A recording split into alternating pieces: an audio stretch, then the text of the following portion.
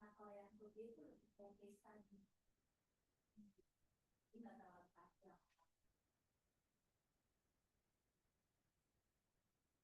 Kalau mau yang data report itu lebih murah lagi Pak. Jadi kan Bapak udah ambil data dari itu kan. Iya. Kayak Bapak tahu jurnal data Inggris nggak? Nah, dia model-modelnya kayak gitu Pak. Jadi cuma kita laporkan data yang kita punya aja, tapi datanya sifatnya open ya, gitu. Jadi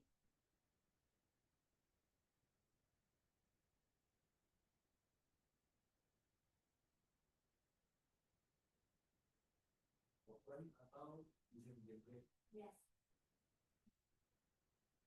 Misalnya Bapak coba. Jadi kalau data Inggris itu kadang malah cuma lama kayak gitu Pak. Itu dasar mempunyai data set yang kita punya. Oh, gitu. Kita berdasarkan itu kita ngambil datanya di sini. Gitu.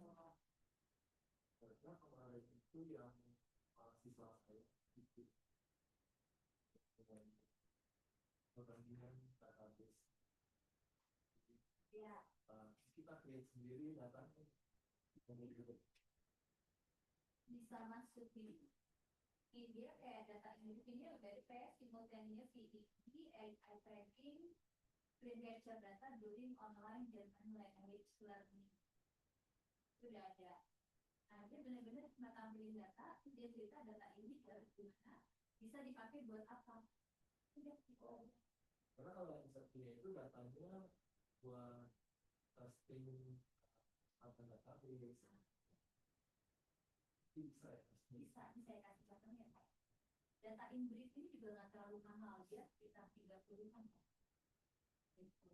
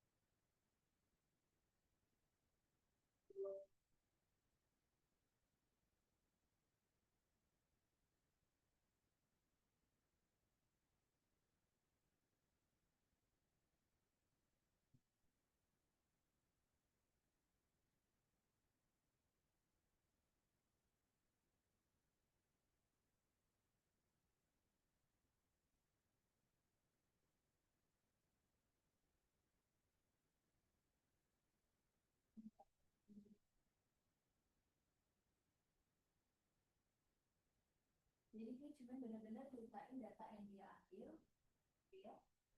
Uh, Jumlah sampelnya juga nggak banyak.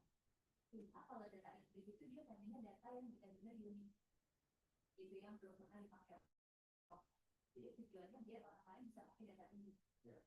Gitu. Dan dia cuma datanya begini, jadi nggak ada latar belakang, gitu ya. Literatur review-nya juga nggak ada. Terus udah langsung aja bagaimana Bapak mendapatkan data itu. Kita kan buat sekali kita selesai cuma 7 halaman. Gitu. Sebenarnya ini menarik juga untuk diekspor. Kalau Bapak punya data yang unik. Ya, pasti unik karena itu bisa di-generate dan kemudian itu dibaca sama searching. Boleh Pak, coba di sini Pak. Dan ini cepat juga reviewnya. Gitu.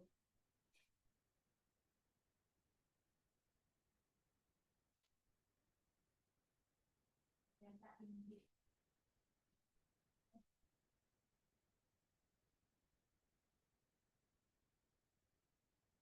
data Inggris ini kayaknya Q3, jadi harusnya aman bisa secara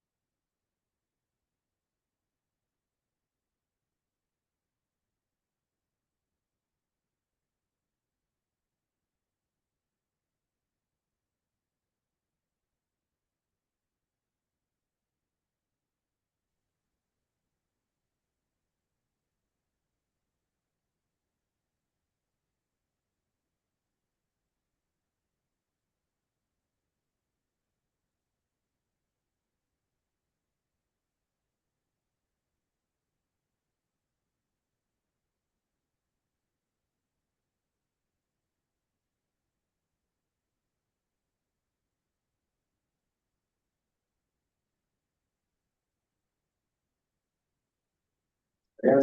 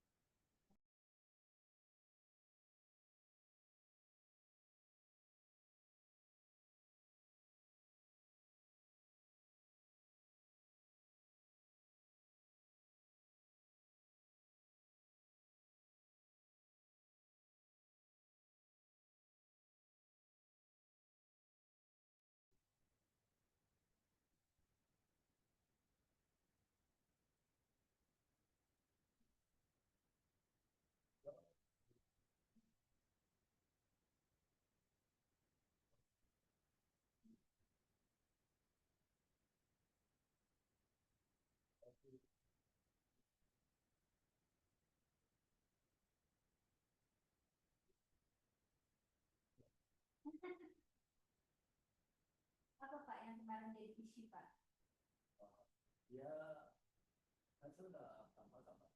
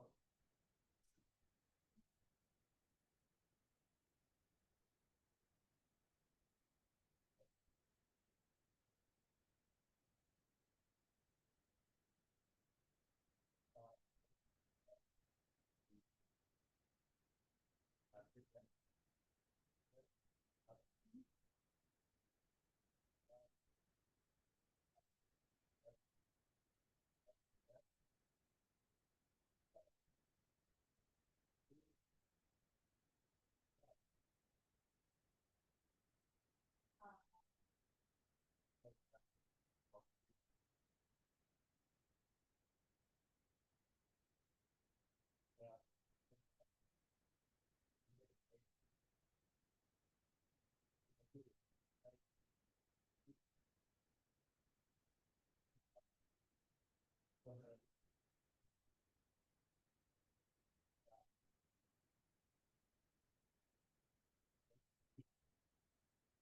Kalau sama research yang lain bedanya apa Pak? Scope CA ini?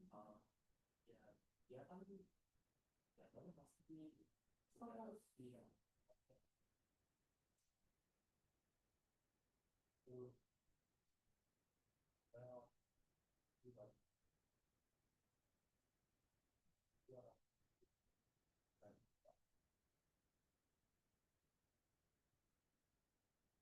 Kalau tes fleksiti Bapak udah pernah ikut tes fleksiti? Lebih enak mana dibanding sama scope CA? saya kan sebenarnya kita bicara Iya lebih enak kan beda.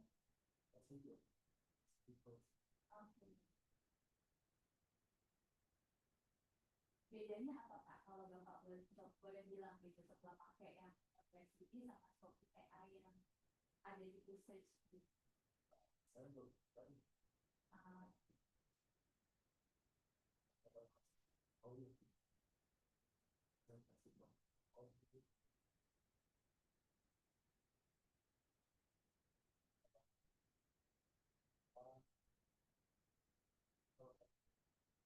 kalau lihat orang lain itu kalau berkolom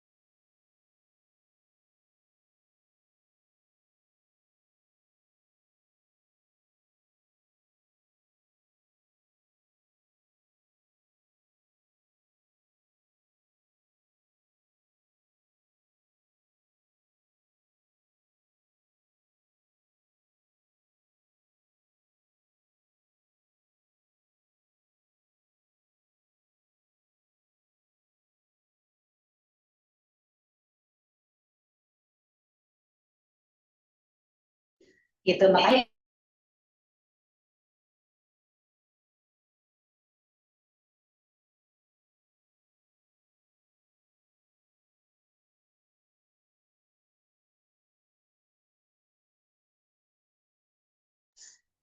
gitu. Jadi saya ambil contoh, saya meneliti transformational leadership di BINUS yang ternyata tidak berpengaruh terhadap work ethic, gitu kan.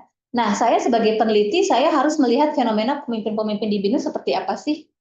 Kan kadang saya juga nggak berani kan, kalau saya bukan di level pimpinan. Gitu. Jadi itu yang jadi masalah.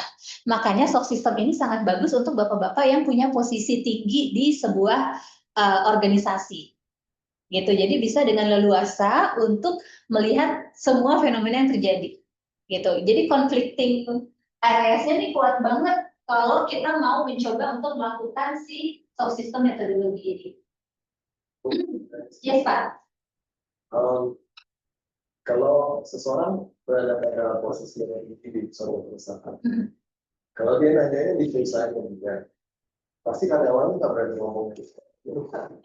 Jadi Bapak sebagai pengamat aja Pak, gitu. Kalau misalnya kebetulan topiknya leadership, gitu ya, Bapak ada di posisi leadership, maka Bapak akan lebih punya kemampuan untuk bisa melihat, let's say, middle manajernya ke bawah, gitu. Karena kebetulan topiknya si leadership tadi, gitu. Tapi kalau misalnya topiknya yang lain, ya sama. Memang permasalahannya pasti ada conflicting areas, gitu. Makanya soft system ini harus dilakukan.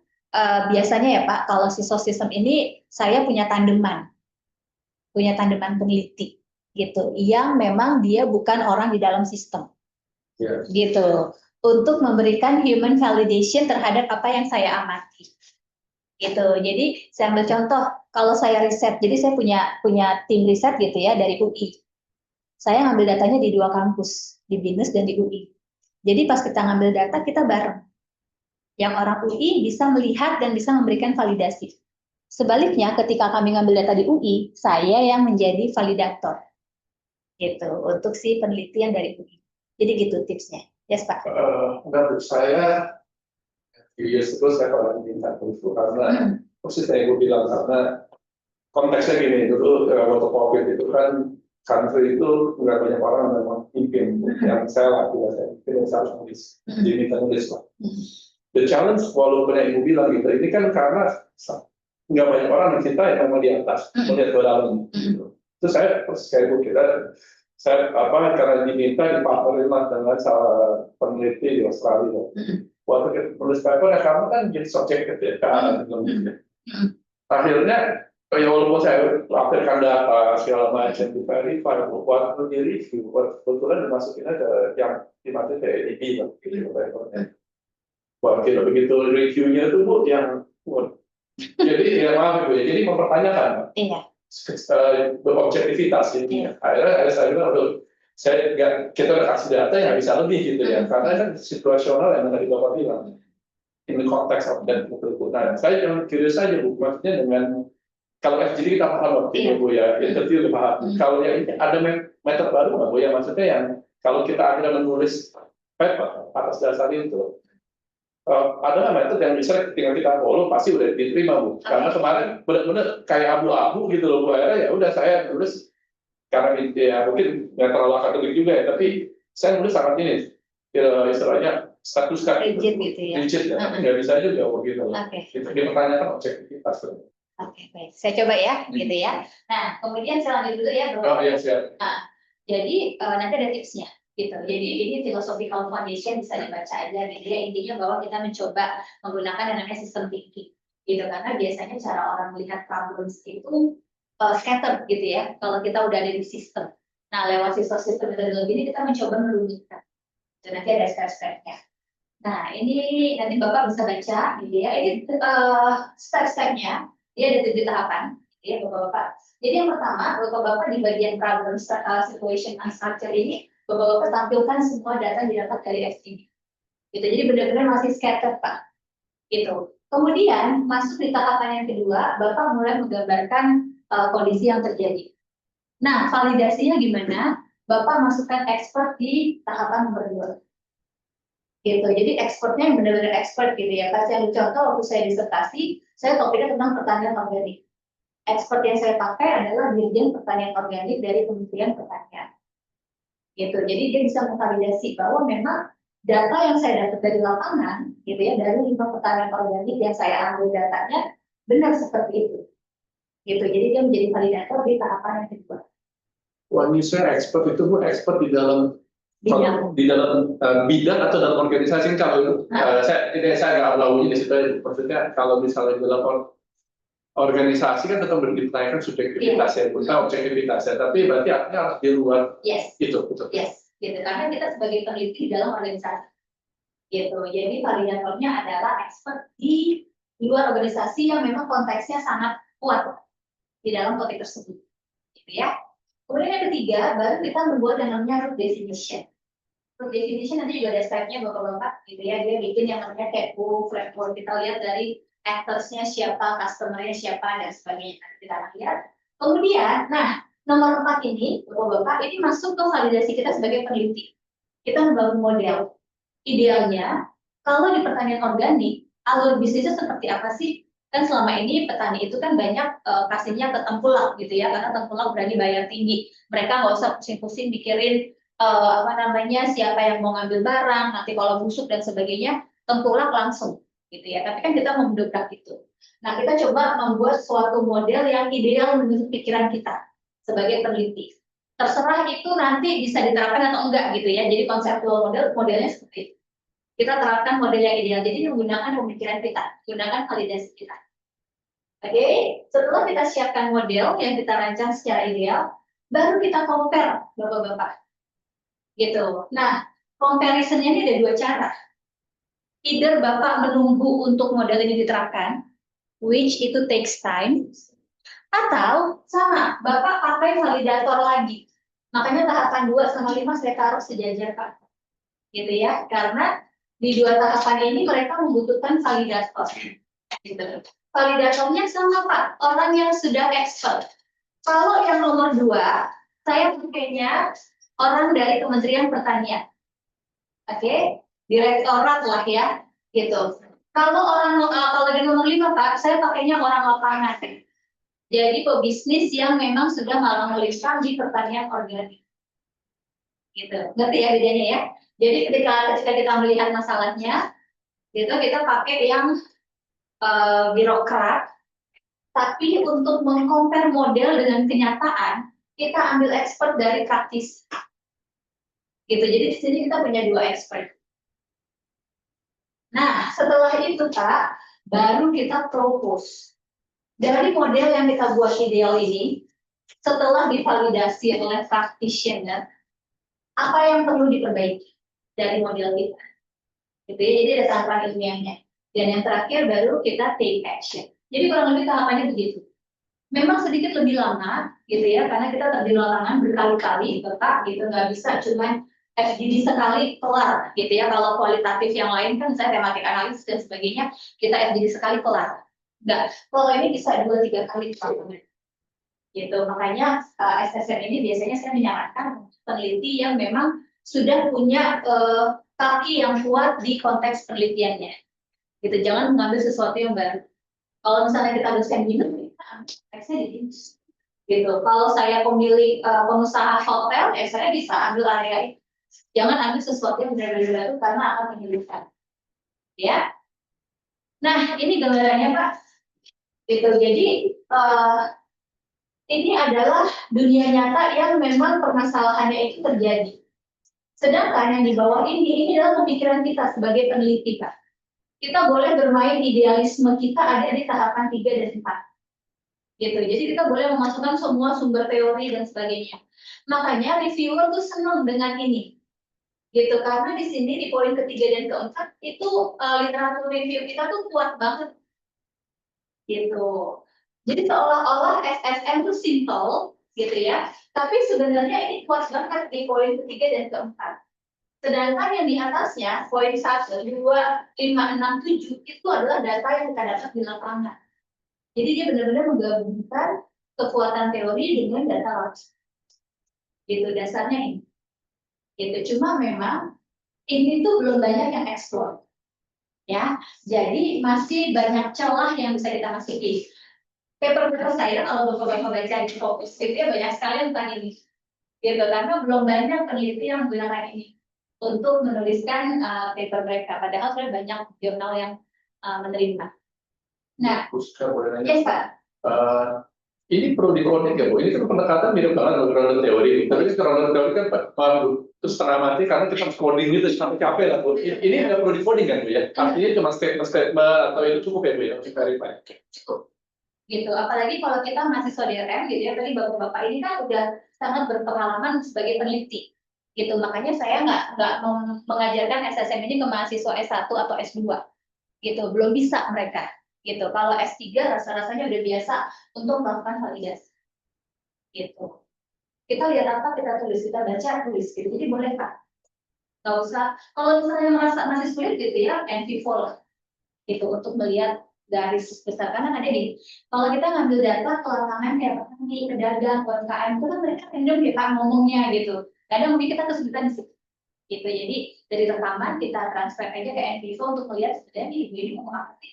Tapi kalau misalnya responden kita itu orang-orang, let's say dosen, gitu ya, yang ngomongnya sudah rumit, rasa-rasanya bisa langsung. Nah, kemudian ketika kita menggambarkan rich picture, ini juga nggak ada aturan bakunya Pak. Silahkan gunakan tools apapun gitu ya. Saya pernah lihat paper SSM, itu masuk di jurnal Q2, itu bahkan tulisan tangan si peneliti. Jadi oret-oretannya dia, gitu. Ketika dia menggambarkan hubungan, oke itu tuh masalah kenapa perempuan itu tidak mau untuk mengambil posisi leadership, gitu. Jadi dia membuat skema, karena perempuan tuh punya double burden dan sebagainya itu tulisan tangan. Ternyata accepted juga, jadi nggak ada yang baku. Enaknya SSM itu Pak, gitu. Selama kita menguasai topiknya, bentuk apapun tuh mereka terima. Nah, Q2 analisis ini Pak, ini yang mereka cari. Jadi seberapa dalam kita bisa membahas customer yang menjadi penerima manfaat dari kalau topik kita ini terpecahkan, gitu ya. Kemudian actors-nya siapa aja, jadi stakeholders. Proses transformasi apa yang bisa kita lakukan. Termasuk juga secara general, big picture-nya apa sih? Jangan-jangan, gitu ya, kan kita suka merasa nih kalau peneliti, oh ini belum pernah diteliti, jadi saya meneliti sesuatu yang baru. Tapi sebenarnya jangan-jangan, secara big picture itu nothing. Gitu. Nah, ini yang menjadi menarik. Semakin spesifik kita mendetailkan ini, bahwa gitu ya, riset bisnis pertanian organik ini adalah bagian kecil dari keseluruhan kemandirian pangan di Indonesia, misalnya. Gitu ya. Jadi kalau kita bisa menjabarkan itu, maka itu menjadi salah satu yang menarik. Kemudian itu induktif ya Bu ya? Betul. Gitu. Jadi benar-benar kita apa ya karena kita peneliti ya, gitu. Kita tahu banget nih apa yang mau kita tuliskan. Termasuk juga siapa yang nanti akan menjadi pemilik dari proses yang kita buat secara ideal ini.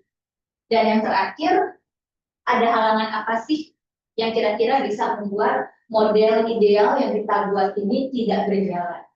Nah, ini kalau spesifik banget Pak, gitu itu akan menjadi novelty yang sangat kuat, gitu. Karena benar-benar dia menggali permasalahan. Kayak tadi kalau saya ambil topik transformational leadership, gitu ya, saya bisa bilang bahwa kalau di bisnis itu environmental constraint-nya itu lebih kepada silo organization, gitu kan nggak banyak orang yang berani menuliskan itu kan tentang sebuah organisasi. Jadi semakin kuat statement kita, semakin menarik paper kita. Nah, kemudian konseptual model juga Pak nggak ada aturan bakunya. Silahkan rancang seideal mungkin, gunakan teori-teori yang sudah bapak-bapak baca supaya idealnya transformational leadership kalau di private university harusnya begini. Gitu. Silahkan gunakan sepuas-puasnya idealisme bapak. Gitu ya. Nah, yang menjadi poin penting dari pembahasan SSM adalah 3 hal ini, Bapak-bapak. Gitu. Kira-kira dengan adanya model yang Bapak tawarkan, perubahan apa sih yang kira-kira diinginkan oleh semua stakeholder yang terlibat? Gitu. Karena kalau pakai kuantitatif, Pak, ngejar questionnaire kan nggak kelihatan. Cuman angka kan? Gitu. Oh, nggak signifikan. Oke, berarti udah nggak kita pakai lah variabel ini. Padahal mungkin, gitu ya, stakeholder menginginkan adanya variabel ini. Gitu. Nah, ini yang bisa ke-capture di SSM. Gitu kan statistik kan beda 0,01 aja nih bisa memberikan hasil yang beda kan. Gitu. Tapi kalau kita pakai hard system gitu, kita nggak nemu kebaruan. Tapi setelah kita ulang-ulang FGD, kita interview, kita lihat ke lapangan, oh ternyata ada loh gitu hal yang sebenarnya menarik untuk dibahas. Termasuk juga perubahan yang diinginkan dan kira-kira siapa yang bisa mengakomodir perubahan tersebut supaya ini tuh bisa bersifat sustain. Gitu. Jadi kalau Bapak bisa membahas dari 3 sisi ini, pembahasannya sudah sangat kuat untuk SSM. Again, kenapa dia menarik? Yang pertama, masalah yang kompleks itu bisa kita jabarkan. Kalau hard system, ya tadi dia tidak bisa meng-capture kompleksitas. Dia menyederhanakan kan, dengan uji-uji statistik yang membuat kesimpulan yang terlalu rigid kadang gitu. Tapi kalau SSM tuh membuka pintu untuk hal-hal kecil yang bisa kita tangkap, yang tidak terlihat oleh hard system tadi.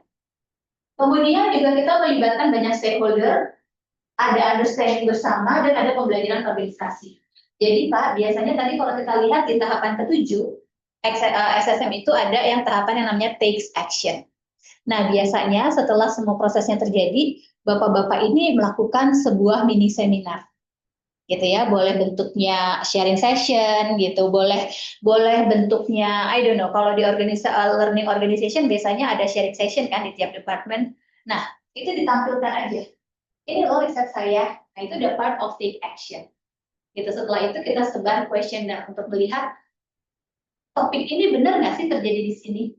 Gitu, untuk memvalidasi action yang sudah kita buat. Kemudian ada beberapa challenges, tapi rasa-rasanya ini tidak menjadi masalah kalau memang kita sudah memahami konteks yang kita teliti, gitu ya.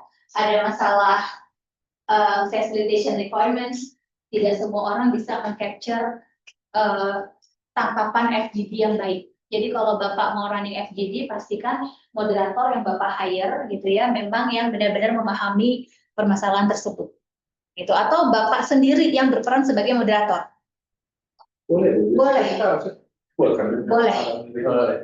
Iya, Boleh. oh boleh. Boleh, karena kadang kita tuh suka gergetan ya, kok moderatornya nanyanya nggak sesuai yang kita mau, jadi kita boleh berlaku sebagai moderator. Saya pastikan ada partner ya Pak, ada validator yang satu lagi. Gitu. Kemudian yang berikutnya ada masalah juga dari stakeholder expectation. Karena kadang biasanya stakeholder itu pengennya dengan adanya konseptual model yang kita propose secara ideal, terus dia pengen perubahan yang cepat. Padahal itu bukan tujuan dari SSM. Tujuan dari SSM itu hanya menjabarkan. Perihal perubahan itu kan harus semua stakeholder kerjasama. Mau nggak menerapkan model yang kita sudah buatin? Kan gitu. Kemudian ada power dynamics, tadi saya cerita di awal gitu ya, kadang tidak semua isu itu bisa tercapture dengan baik. Kemudian ini beberapa paper SSM yang sudah saya coba cari gitu ya di Scopus. Mostly itu banyak membahas tentang healthcare policy, banyak membahas tentang organizational change, community development paling banyak Kak. Gitu, jadi kalau Bapak punya paper yang meng-capture lapangan yang belum banyak ditampilkan, jadi kalau Bapak misalnya ada proyek di Sumba gitu ya, atau ada proyek di Papua, itu silakan Pak dieksplor permasalahan di sana karena itu sedang menarik banyak reviewer kalau saya perhatiin gitu ya, banyak jurnal-jurnal itu yang lagi tertarik dengan topik-topik di Indonesia Timur gitu. Jadi kalau Bapak ada proyek di sana silakan gunakan SSM. Termasuk juga action research gitu, karena action research itu arahnya untuk melihat sebuah fenomena yang tidak bisa di-capture secara statistik. Jadi ini beberapa case Pak. Yang terkait yang nomor 3 yang community development, kalau terkait dengan kan lebih banyak penelitian atau PKN terkait dengan smart village, Ya. itu termasuk di situ juga kan? Betul. Nanti saya tampilkan dalam paper saya gitu ya. Simple tapi karena topiknya di daerah yang belum banyak dieksplor, jadi diterima juga. Ada Pak, ada yang mau tanya gitu sampai sini?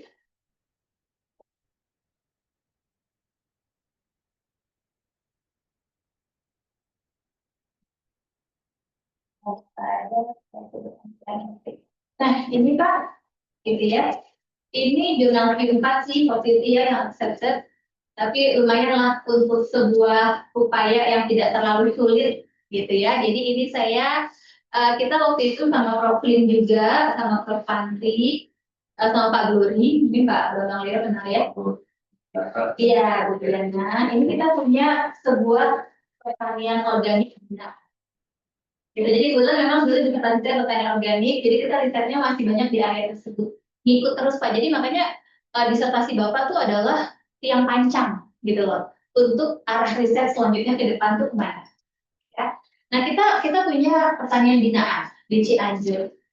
Kita mau lihat ketika kita mencoba melakukan pelatihan digital marketing untuk para petani-petani yang kita bina selama ini, efek nggak sih? Ada pengaruhnya nggak sih? Gitu. Jadi ini berasal dari paper PKM, dari paper Community Development. Kegiatannya adalah kita melakukan pelatihan digital marketing. Oke. Kemudian jadi papernya, karena kita mencoba menganalisa pelatihan yang kita berikan itu ada pengaruhnya atau enggak. Atau setelah kita berikan pelatihan, apakah petani tersebut tertarik untuk menerapkan digital marketing atau enggak? Gitu ya. Jadi kita coba lihat bahwa memang di pertanian organik itu mereka susah cari channel ke customer, ya kan? Nggak banyak yang tahu bahwa di Cianjur itu ada 3 hektar pertanian organik yang justru diekspor ke Jepang. Dia bahkan nggak ke Jakarta, dia langsung ke Jepang. Masalah kan sebenarnya. Gitu. Kenapa malah Jepang yang tertarik? Market di Jakarta nggak ambil, gitu kan sayang. Oh ternyata setelah kita coba lihat, ternyata masalahnya karena mereka nggak ada channel untuk masuk ke Jakarta. Gitu, mereka bisa ke Jepang karena owner dari petani ini dulu adalah pekerja petani magang di Jepang. Gitu, jadi belum menggunakan proses digitalisasi yang memang mereka sudah harus gunakan. Nah, ini tahapannya seperti ini aja, Bapak-Bapak. Gitu ya, sama tahapan-tahapan sistem metodologi. Tapi saya banyak masukan peraturan-peraturan untuk mensupport statement saya bahwa harusnya petani organik ini didukung oleh negara. Gitu. Jadi Bapak masukkan banyak sekali data-data dan peraturan pemerintah, termasuk juga dalamnya ini hasil pembahasan kami, Bapak. Saya masukkan juga kondisi politik saat ini. Gitu. Jadi sesimpel ini kan cuman poin-poin aja ya. Unstructured problem itu condition of understanding, banyak yang mereka belum paham kenapa harus digital marketing, fasilitasnya kurang dari segi gadget dan sinyal, kemudian kualitas human resources-nya juga rendah, mereka nggak tahu cara buat akun di Tokopedia dan sebagainya, jadi dirangkum jadi pikir. Gitu ya. Kemudian setelah itu saya coba pakai expert, waktu itu sama Pak, expertnya masih dari Kementerian Pertanian. Dari sekian banyak permasalahan, mengerucut jadi 3 permasalahan besar. Masalah HR, kemudian masalah support dari komunitas, dan masalah dari support pemerintah. Kemudian dari sistem thinking, saya coba rancang sesuatu yang sangat ideal, gitu ya, bahwa idealnya pertanian itu harus punya kolaborasi dengan industri, dengan universitas, itu kan yang ideal ya. Tapi kan permasalahannya kan belum tentu semua bisa, kan gitu. Terus baru kita compare, dan kita take action, kita bedakan jadi 2, ada short term, ada long term. Sudah, gitu aja Pak. Gitu, ini masuk di Q4. Gitu ya, nanti saya coba kirim ke Bapak. Sesimpel itu, gitu. Jadi SSM ini yang dia cari adalah kedalaman topik, bukan keruwetan metodologi. Tapi bagaimana sedalam apa kita memahami permasalahan yang dialami oleh petani organik di Jawa Barat. Gitu. Ada yang mau tanya sampai sini, Bapak-Bapak? Aman ya? Bisa dicoba ya nanti ya. Gitu, karena saya yakin sebenarnya Bapak-Bapak udah banyak topik, cuma mungkin merumuskan secara ilmiahnya aja yang mungkin belum tahu kalau ada paper sesimpel ini. Gitu.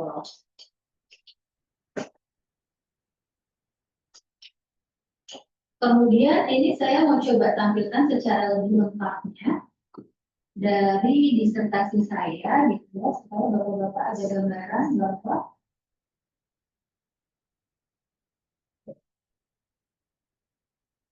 seperti apa source system ini diterapkan di disertasi.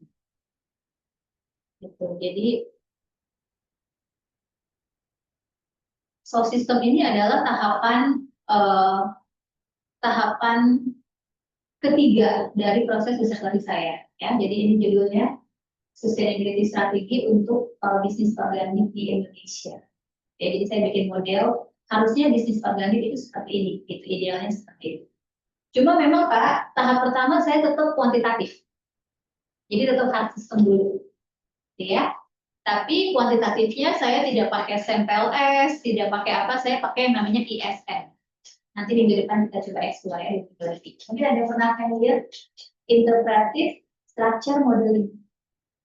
Ada yang udah pernah pakai? Belum ya, kalau itu ada software-nya. Nanti 2 minggu lagi kita coba.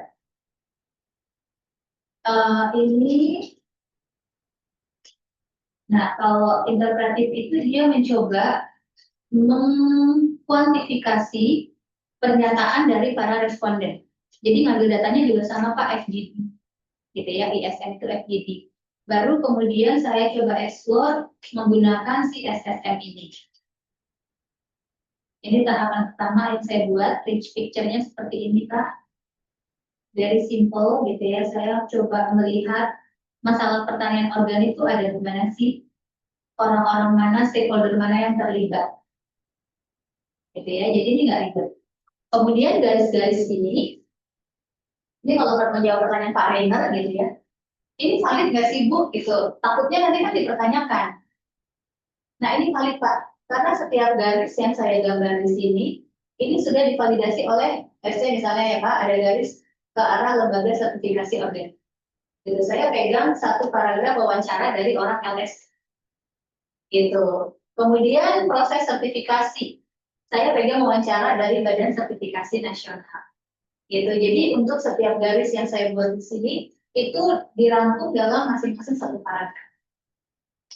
Jadi sebenarnya kita kalau ini interview aja kan Bu ya, ada Exactly. ya which exploratively interview kan Bu. Kemudian dilayar apa ini kan Bu. Betul.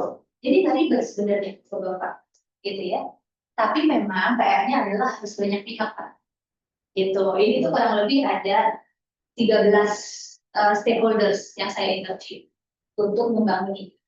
Tapi nggak ribet sama sekali selama kita punya kenalan, gitu ya. Nah, ini rich picture-nya. Kemudian setelah saya merancang rich picture dengan penjelasan masing-masing paragraf, gitu ya, masing-masing garis, saya buat CAPU analisisnya. CAPU analisis cuma grafik aja, cuma tabel aja kayak gini. Jadi kalau Bapak-Bapak nanti cari paper-paper SSM, yang panjangnya gitu ya, banyak yang mencantumkan CAPU ini di data. Ya. Kemudian sudah selebihnya saya bikin model konseptual yang ideal. Ini saking idealnya agak besar gitu ya, jadi harus miring. Gitu. Tapi again ini memang sesuka-sukanya kita sih Pak. Ini kita memasukkan semua idealisme yang kita punya di sini. Gitu. Bayangan saya kalau bisnis pertanian organik itu harusnya begini. Tapi ini belum kita tes di lapangan, gitu ya. Baru setelahnya kita bikin tabel perbandingan dengan dunia nyata. Ternyata di dunia nyata itu ada beberapa hal yang nggak bisa diterapkan, gitu. Jadilah satu tabel. Udah. Nah, barulah Pak, setelah ini, karena ini disertasi, gitu ya, saya validasi lagi menggunakan yang namanya ISM dan AHP. AHP Bapak udah pernah ya? Udah ada pernah ya, analytical hierarchy proses ya. Jadi gitu Pak, itu tapi tahap panjang.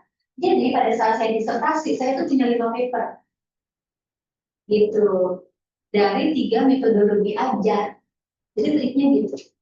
Udah selesai satu tahapan, gitu ya Pak, langsung jadi paper. Termasuk tahapan berikutnya jadi paper. Jadi kita nggak nunggu sampai selesai. Kalau sampai selesai disertasi, waktunya habis. Gitu ya, jadi bab 2 udah jadi satu paper. Kan, systematic literature review. Terus Bapak udah punya data, bikin metodologinya, masukin ke data in brief. Dapat satu paper. Kayaknya udah ya masuk ya data in brief ya. Oh belum ya? Oh saya pikir Bapak udah masuk ya. gitu. Jadi udah dapat 2 paper. Kemudian metodologi kan Bapak paling pakai 3 sampai 4. Data paper. Nah, data in brief, yang jurnal data in brief. Malah data Belum pernah ya. Oh, gitu ya. Jadi sebenarnya 5 paper sampai akhir tuh aman Pak. Gitu. Cuma jangan nunggu sampai akhir gitu ya. Jadi dicicil. Sampai tadi mau ditanyakan. Aman ya? Mudah-mudahan ada tambahan ide ya Bapak-bapak ya. Tugas saya di sini adalah memberi tambahan ide paper apa yang bisa ditulis. Nah, ini adalah jurnal yang namanya data in brief Bapak. Ini APC-nya kayaknya 20 juta ya. Tapi di cover full dari Binus. Gitu. Jadi kalau Bapak-bapak tulis di sini di cover secara full. Data in brief ini Bapak-bapak ini sebenarnya bab 3-nya Bapak-bapak. Gitu. Dia cuma minta metodologi sama data yang sudah Bapak ambil tanpa dibahas. Gitu. Jadi kalau Bapak buka jurnalnya gitu ya, sebenarnya lucu juga sih, saya tuh kadang suka amazed gitu. Yang pun kayak gini aja aku masuk gitu ya, masuk di fokus. Cuma ya itu karena ada kebaruan. Nah, kemudian datanya apakah harus data science gitu ya, topik-topik bidang sains enggak Pak, bidang sosial juga banyak. Gitu. Cuma ya ini ya, saya ambil contohnya karena ini yang baru. Ini data driven performance liquid chromatography gitu. Tapi ini cuma kasih gambaran bahwa dia sama sekali tidak membahas gitu, benar-benar cuma data description-nya aja gitu, selesai. Jadi saya cuma menunjukkan bahwa ayo Pak, kalau udah punya data kita masukin gitu ya. Kalau Bapak-bapak lihat dia itu 7 sampai 13 halaman. Nggak panjang. Ya, cuman yang dia minta data ini pentingnya apa? Gitu. Jadi nggak ada introduction, nggak ada apa, cuma dia minta value of data. Gitu. Itu pun kalau Bapak baca ya ini pointer. Ya kan poin-poin doang gitu. Sebenarnya tidak sulit. Gitu. Saya lagi review kedua, mudah-mudahan tembus ya Bapak ya. Gitu karena datanya pun bukan data sesuatu yang sophisticated, tapi unik Pak. Saya ngambil data dari Labuan Bajo, Kupang, kemudian satu lagi Kepulauan Sumba. Nah, data itu belum pernah ada, gitu. Jadi itu yang menarik buat peneliti di luar sana. Oke, ada yang mau ditanya sampai sini, Bapak? Tadi yang terakhir data yang Ibu ambil itu data apa? Kenapa? Data yang terakhir itu di Kupang, data apa? Sama Pak, masih petani organik. Oh, Gitu, saya melihat ternyata karakteristik petani organik antara Indonesia Barat dengan Indonesia Timur itu berbeda. Gitu. Kalau dari data yang saya bandingkan gitu ya, karena kan saya udah risetnya udah lama nih dari 2019 kan, jadi udah banyak banget pertanian organik yang saya teliti. Nah, kalau karakteristik petani organik di Indonesia Barat, itu mereka motivasinya kenapa mereka bertani organik itu karena uang. Gitu ya, karena kan harga barang organik itu kan 5 kali lipat lebih mahal. Jadi yang memotivasi mereka adalah ternyata kalau saya bandingkan dengan Indonesia Timur, yang memotivasi mereka bertani organik adalah masalah kesehatan dan culture. Gitu. Jadi mereka percaya kalau mereka memasukkan bahan makanan yang sehat ke tubuh mereka, itu mereka memuliakan diri mereka sendiri. Gitu. Dan itu adalah bukti sayangnya mereka kepada leluhur. Nah, itu Pak. Jadi data itu aja, data FGD. Gitu. Cuman saya buat dalam SSM tadi. Saya bikin comparison dengan petani-petani di Indonesia Barat. Gitu. kalau Indonesia ada di tangan, Belum, saya belum ambil. itu SSM. Bener Pak, bener. Gitu. Jadi ini kan untuk jangka panjangnya gitu. Jadi biasanya memang datangnya. Tapi bukan salami slicing ya. Kalau salami slicing itu nggak tahu ya. Kalau saya pribadi merasa itu curang. Gitu. Jadi salami slicing itu gini. Saya ngambil data di 3 tempat, ya kan? Idealnya kan jadi 3 paper, ya kan, 1 tempat 1 paper, atau 4 paper lah secara keseluruhan, atau 5 paper dengan kita compare dengan Indonesia Barat. Itu normalnya Pak. Tapi kalau salami slicing, ngambil data dari 3 tempat, ya. Yang 1 tempat ini dia ambil separuh, gitu ya, tapi dia nulisnya seolah-olah ini mewakili keseluruhan. Nah, ya, makanya saya bilang sebenarnya curang gitu. Gitu. Ini cuma boleh untuk mengeksplor satu area, kan untuk mengeneralisasi 3 tempat. Gitu. Tapi banyak, makanya kan kalau saya nge-review paper nih, to be honest gitu ya, kalau saya lihat yang salami slicing ini kebanyakan dari Indonesia. Gitu.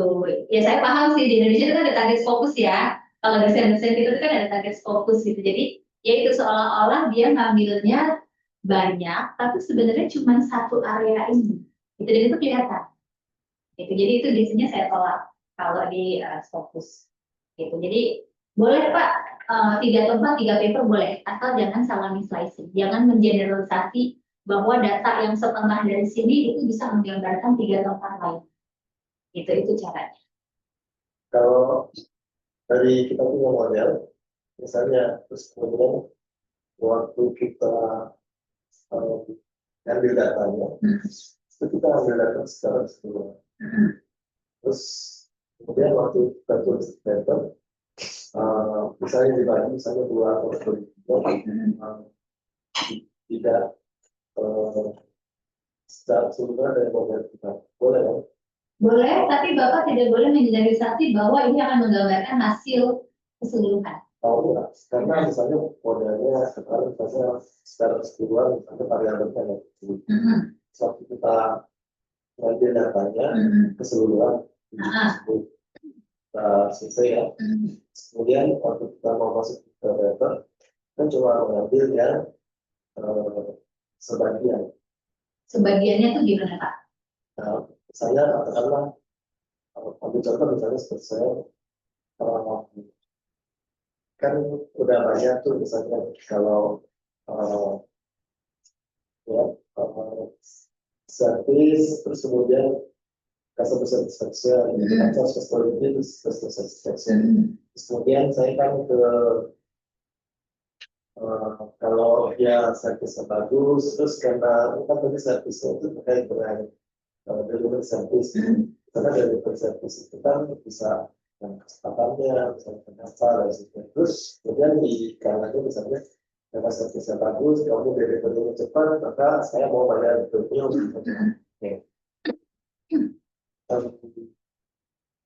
Itu kan secara gambaran besarnya. Tapi kan kemudian mungkin ada yang mode itu variabel, ada yang paling kita tambahin terus mungkin kita tambahin kode variabel. Nah, waktu kita buat, kalau kita nanya itu kan semua banyak tuh variabel. Kita nanyain semua. Tapi kemudian waktu kita punya tools paper, misalnya hanya hubungan, misalnya yang satu si service quality, misalnya itu kemudian customer satisfaction dan terus UPP itu si misalnya mau variabelnya nggak boleh nggak boleh. Gini, secara etika itu nggak boleh Pak, gitu ya. Harusnya Bapak dari awal setting untuk sebar 4 atau 5 question. Oh. Gitu, jadi dari awalnya Pak. Gitu, jadi nanti bisa jadi 4 sampai 5 paper. Gitu. Tapi kalau Bapak tanya ketahuan atau enggak ketahuan. Nggak ketahuan. Cuman kita sebagai peneliti, kalau kita pengen melakukan sesuatu secara beretika, itu sebaiknya dari awal Bapak udah setting dengan kondisi ini. Itu berarti responnya berbeda. Boleh sama Pak, kalau kayak gitu. Gitu, tapi dari awal setting questionnaire-nya itu sudah berbeda. Jadi kita sekali nyebar 4 sampai 5 questionnaire, gitu ya. Responden di Jakarta itu boleh. Gitu. Yang nggak boleh kalau kita nyebar banyak, udah semua, terus dapat 700, tapi kita pecah nggak boleh. Jadi memang dari awal mendingan, jadi makanya Pak sebelum ke lapangan itu, kita benar-benar validasi questionnaire kita dulu. Kita siapkan ibaratnya apa ya, senjata kita tuh udah banyak nih pelurunya, gitu. Karena biasanya Pak dari 5 questionnaire yang kita sebar itu, ada aja yang nggak bagus. Itu jadi at least kalau Bapak punya senjata 4 questionnaire yang Bapak sebar, dapat 2 data aja yang udah bagus, itu bisa di-filter. Itu nanti Bapak tinggal ngarahinnya ya Pak, ngakalin secara saintifiknya, Bapak bikin comparative study. Jadi 2 yang bagus ini, yang udah valid dan reliable di Jakarta, Bapak compare dengan daerah lain. Dapat Pak 2 paper lagi. 3 kalau Bapak bikin comparative. Caranya gitu. Gitu daripada Bapak bikin kuesioner gede banget, ngambil responden gede banget, gitu ya. Terus Bapak pecah-pecah. Nah, ya. Itu biasanya kalau pecah pun juga nanti, kalau jurnalnya ecek-ecek sih nggak ketahuan. Tapi kalau Bapak menuju jurnal yang bagus, biasanya ketahuan ada yang misi, pasti reviewer nanya. Ini kamu slice ya, gitu. Pasti ada pertanyaan kayak gitu. Jadi gitu, untuk menghindari pertanyaan viewer, kalau kita pengen ke jurnal yang bagus, sebaiknya mendingan kita pecah-pecah, kita bikin comparative analysis. Aman ya? Yes, Pak. Yang data ibu ini dari kampus itu 20 juta, dia kan punya di 3, SPTO 8. Iya, nah itu makanya saya juga nanti ya kebijakan khusus dari provinsi. Kayaknya khusus untuk yang di sini, daftar. Gitu. Makanya mereka suka banget ada pelatihan kan? Iya, data ini. Iya. Untuk biar banyak yang masuk. Oke. Itu dilatih full. Ayo Pak, manfaatkan Pak. Gitu. Lagi Bapak yang bertanya, harusnya udah nambah ide paper ya. Oke, mungkin ini topik terakhir dari saya. Rasa-rasanya Bapak-Bapak juga sudah familiar sih. Ini tentang AI yang tadi juga Bapak tadi malah jadi narasumber gitu kan. Jadi harusnya Bapak yang nanti cerita gitu ya Pak ya. Jadi nanti silakan ditambahkan ya Bapak ya. AI ini tidak dipermasalahkan selama Bapak cantumkan di paper. Gitu. Jadi sekarang saya banyak membaca paper yang memang dia mencantumkan di dalam metodologinya. Gitu. Data ini divalidasi gitu ya oleh AI apa itu boleh gitu. Jadi selama kita sebutkan. Nah, cuma sebenarnya AI ini ada banyak kegunaannya. Saya coba sharing beberapa kegunaan serta beberapa contoh prompt yang mungkin Bapak-Bapak bisa gunakan gitu ya. Yang pertama, Bapak bisa gunakan untuk mengetes asumsi Bapak gitu ya. Jadi prompt-nya salah satunya silakan nanti ditambahkan sendiri gitu ya. Evaluate 3 assumption ini. Jadi saya punya assumption bahwa petani organik di Indonesia Barat itu motivasinya karena eksternal. Saya punya asumsi ini, jadi bikin 3 asumsi. Nah, saya biasanya pakai perplexity kalau untuk membangun solid ground, karena dia mencari dia lebih dalam gitu dibanding elicit, ya. Jadi nanti dia memberikan banyak saran gitu. Oh, assumption ini menurut ini kurangnya di sini, assumption ini menurut ini. Jadi dia membantu kita untuk mencari topik riset. Gitu. Apakah topik riset kita ini valuable atau enggak? Kemudian yang kegunaan berikutnya yang kita sudah praktek minggu lalu gitu ya. Dia untuk membantu kita mencari strategi literatur untuk melihat research gap yang make sense. Based on current research trend, bla bla bla, mana sih yang belum dieksplor, gitu ya, dia akan kasih. Tapi kalau ini Pak, saran saya jangan cuma pakai ChatGPT ya, tapi pakai deep research, gitu. Kalau cuma di ChatGPT dia nggak keluar. Itu saya jadi penasaran tadi Bapak cerita Scopus AI sudah ada deep research-nya gitu ya, kayaknya nanti mau coba nih, gitu untuk lihat bagus nggak sih dia, gitu. So far yang saya paling senang kalau untuk ini tuh tadi masih perplexity sih, gitu untuk di research. Kemudian untuk memvalidasi novelty kita, termasuk juga untuk memapping landscape. Nah tadi kan saya cerita post viewer itu saya nemunya di sini, gitu. Jadi saya punya data post viewer, saya udah download, saya masukin Pak. Terus ternyata dia mencari yang lain, ketemulah si paper yang citasinya tuh nggak sampai 5 itu, gitu. Jadi ingat AI itu hanya memperkuat apa yang sudah kita punya ya Pak ya, bukan dengan tangan kosong. Gitu. Terus dia juga bisa dipakai untuk melakukan cross discipline validation. cross discipline validation ini fungsinya untuk melihat apakah jangan-jangan topik kita ini bisa masuk ke jurnal yang lain, Pak. Ya, jadi kan kayak gini, saya tuh kemarin coba gitu ya, ternyata topik saya ini kan selama ini cuma main di area organizational behavior, human capital, gitu ya, paling mentok-mentok psikologi. Ternyata kemarin pas saya coba, topik saya ini ternyata juga masuk, Pak, bisa masuk ke area healthcare. Gitu, bayangkan topik organizational behavior, itu bisa ada kemungkinan bisa masuk ke jurnal healthcare.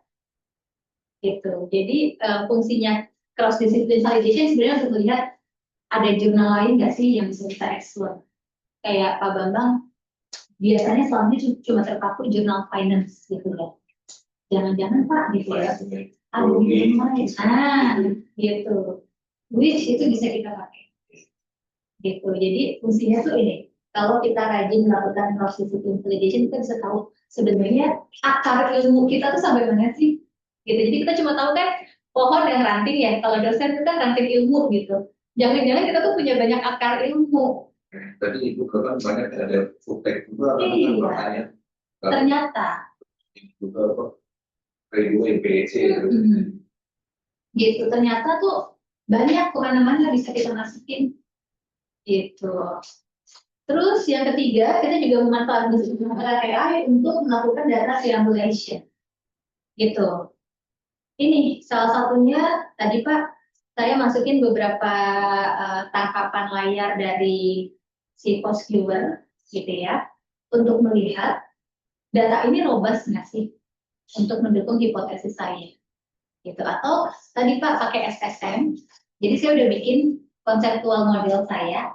Kalau saya merancang gini untuk konteks Indonesia Timur, ini bermakna atau enggak, gitu. Dan itu pasti tuh Pak ratusan paper lain gitu. Jadi enaknya ini bisa membantu kita untuk memvalidasi selain si expert validation tadi ya.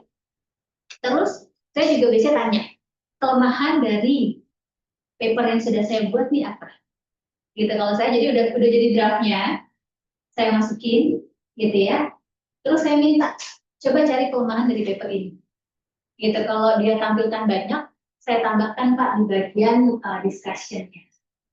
Gitu. Jadi biasanya dengan kayak gitu reviewer tuh nggak ada celah gitu untuk nyari, paling yang dia komen cuma sebatas coba dong kamu explore kalau pakai ini bisa nggak, jadi lebih ke suggestion bukan celaan gitu ya. Kalau reviewer kan biasanya sebenarnya mencela ya, apalagi reviewer 2 kan, kalau bapak-bapak sering submit gitu pasti kan reviewer 1 tuh biasanya kontekstual gitu komennya, tapi kalau reviewer 2 tuh entah kenapa selalu lebih sadis komennya dibandingkan yang reviewer 1. Nah, biasanya untuk menangani reviewer nomor 2 itu saya pakai si witness analysis gitu. Terus yang ketiga, untuk strong foundation biasanya ini saya pakai untuk mengecek jawaban saya ke reviewer. Jadi kan biasanya kita dapat komen dari reviewer, terus saya coba bikin jawaban dulu, saya masukin dengan pertanyaan ini dan jawaban ini, apakah ini solid? Gitu, dan dia kasih tuh. Gitu. Terus saya juga biasa gunakan AI untuk memberikan counter argument. Counter argument itu dia memberikan kritik pada tulisan saya. Gitu. Kalau saya nulis kayak gini, kira-kira kritik apa yang akan diberikan oleh reviewer? Gitu. Jadi langsung tuh Pak, langsung saya perbaiki itu di bagian discussion. Jadi sebelum dikritik dulu kan, saya coba pengen tahu gitu ya. Terus ini juga bisa membantu untuk karena gini, ada beberapa jurnal yang menerbitkan jawaban-jawaban dari penulis dan komentar-komentar dari reviewer. Si Frontiers in Organization, Pak, ada di section yang menerbitkan itu. Jadi jawaban kita ke reviewer itu kan kadang bisa 7 halaman sendiri kan. Nah, 7 halaman ini, kalau kita mau submit, kita terbitkan, itu bisa. Ada beberapa jurnal yang membuka itu. Gitu. Di Frontiers of Organization itu, dia gratis. Frontiers Psychology for Organization. Iya, Frontiers of Psychology, dia type D paper, jenis paper yang D. Itu gratis. Itu isinya jawaban-jawaban kita ke reviewer. Itu bisa. Gitu. Termasuk juga biasanya saya lihat historical pattern analysis-nya. Karena saya nggak mau ternyata yang menurut saya ini novelty ternyata sudah banyak diteliti, gitu ya. Jadi saya coba lihat 20 tahun ke belakang tuh riset tentang ini tuh ada apa aja sih, gitu ya. Terus ada breakthrough idea apa yang baru. Termasuk juga saya nggak mau ada redundancy. Ada orang yang ternyata udah nulis ini.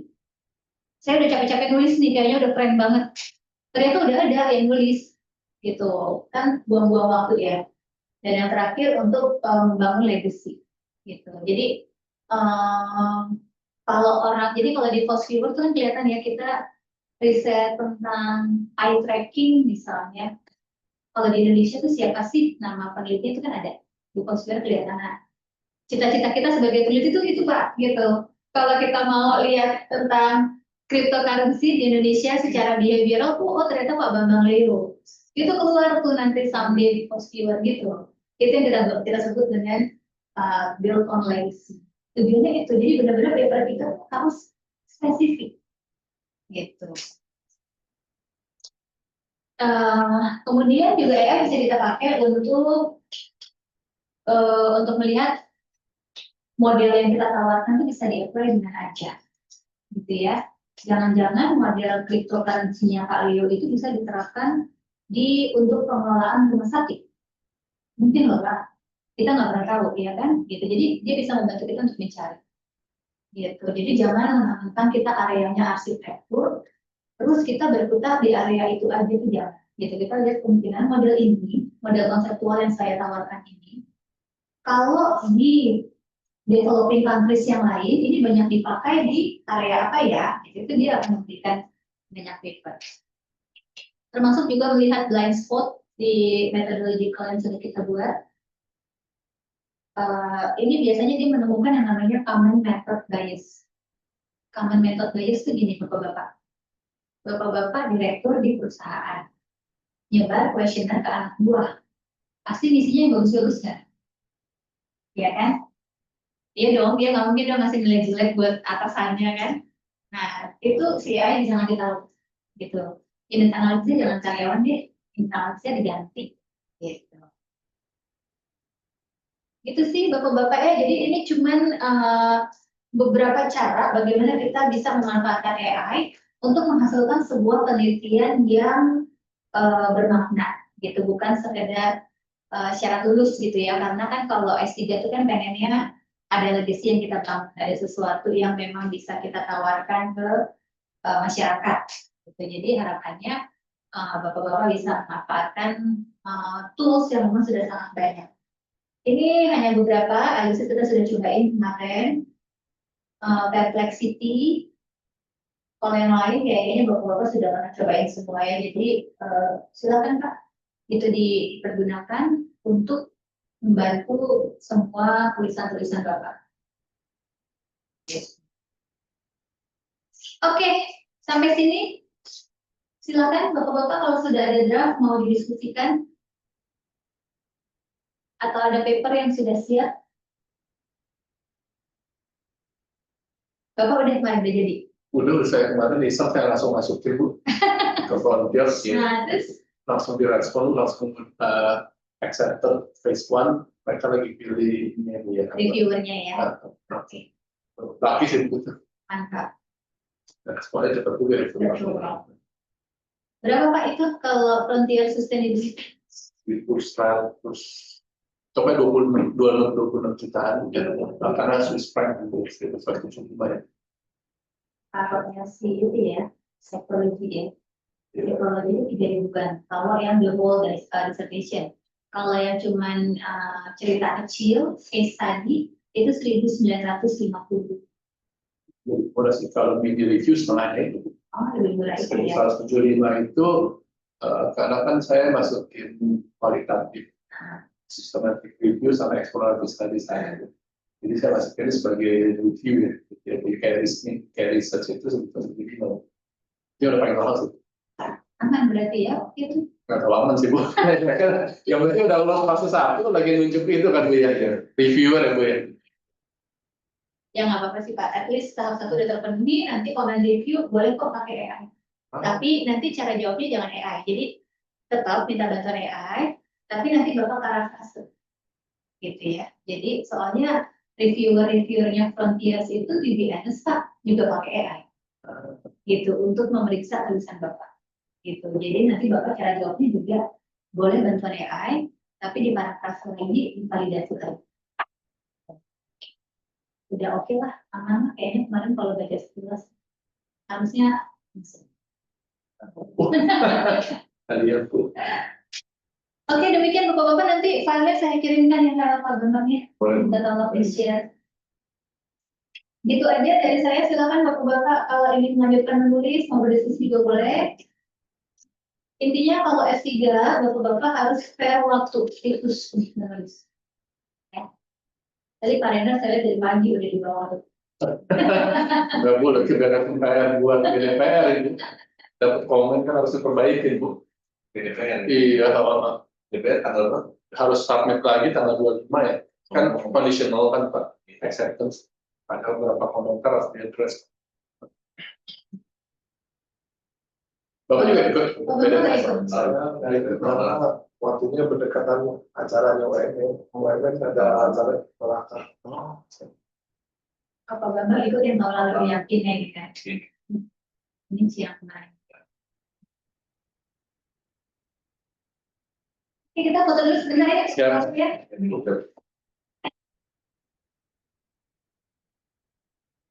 Oke, sambil diambil fungsinya. Oke, kalau itu sih.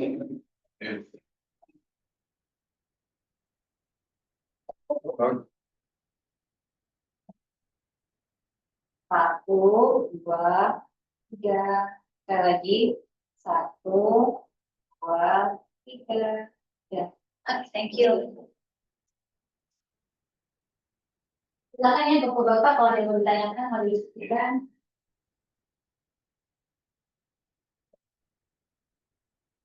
Ini Bapak Bambang juga ya.